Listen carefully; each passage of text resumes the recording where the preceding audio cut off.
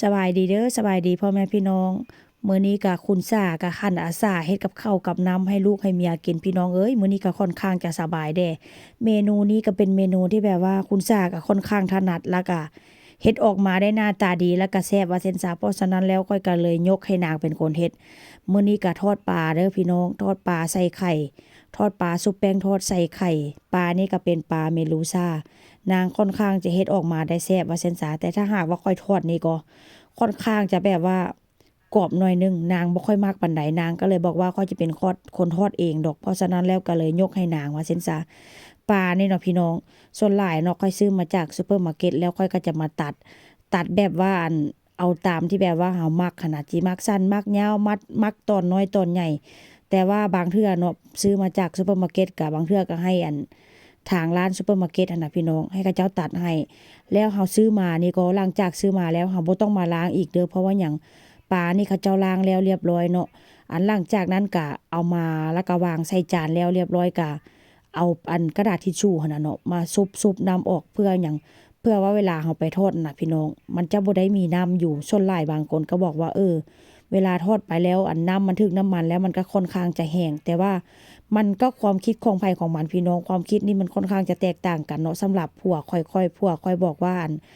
ซุบน้ำมันออกเวลามันทอดมันจึงสิได้แซ่บ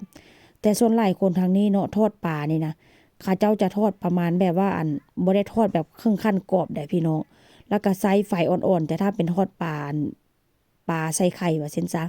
ถ้าทอดปลาใส่ไข่นี่ใช้ไฟค่อนข้างจะอ่อนเพราะว่าหยังความร้อนเนาะมันก็สิแบบว่าระอุขึ้นน่ะนะระอุไปใส่เนื้อปลาเพราะว่าปลามันค่อนข้างจะต้นหน้าว่าซั่นซะแต่ถ้าหากว่าเป็นปลาแบบว่าเป็นตัวหั้นน่ะเนาะเป็นปลาเป็นตัวที่แบบว่าเขาเจ้าแล่ผ่ากลางเป็นตัวออกหั้นน่ะพี่น้องพวกข้อยนี่ก็จะตั้งไฟอ้าวร้อนๆแล้วก็เอาปลาลงไปทอดนี่ก็บ่ได้ใส่หยังหลายได้ใส่แค่เกลือ แล้วก็ทอดนี่ก็ให้ข้างนอกของหนังปลาหั่นน่ะพี่น้องค่อนข้างกรอบแต่ว่าข้างในเนาะแต่ว่าข้างในก็ยังแบบว่ายังฉ่ำยังเป็นน้ำอยู่ว่าซั่นซะส่วนหลายคนทางนี้ทอดปลาเขาจะทอดแบบนี้แล้วก็สไตล์นี้แต่ถ้าหากว่ามื้อใดเนาะค่อยลงครัวหรือว่าเข้าครัวหั่นน่ะพี่น้อง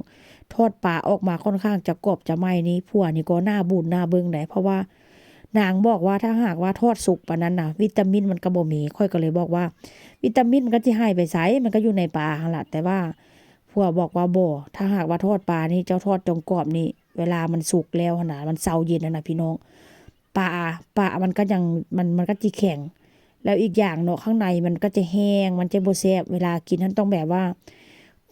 ข้างนอกกรอบแต่ว่าข้างในต้องฉ่ำเพราะว่ามันจะค่อยหวานเนื้อปลาเพราะว่าปลานี่มันก็สดๆเนาะถ้าหากเอามาทอดกรอบๆเนื้อปลาก็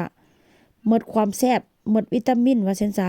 อันนี้ความคิดก็คือว่าหั่นล่ะเนาะบ่ค่อนข้างจะแตกต่างกันแต่ถ้าเป็นบ้านเฮานี่ถ้าหากว่าบ่ทอดกรอบๆมันก็บ่แซ่บหั่นน่ะพี่น้อง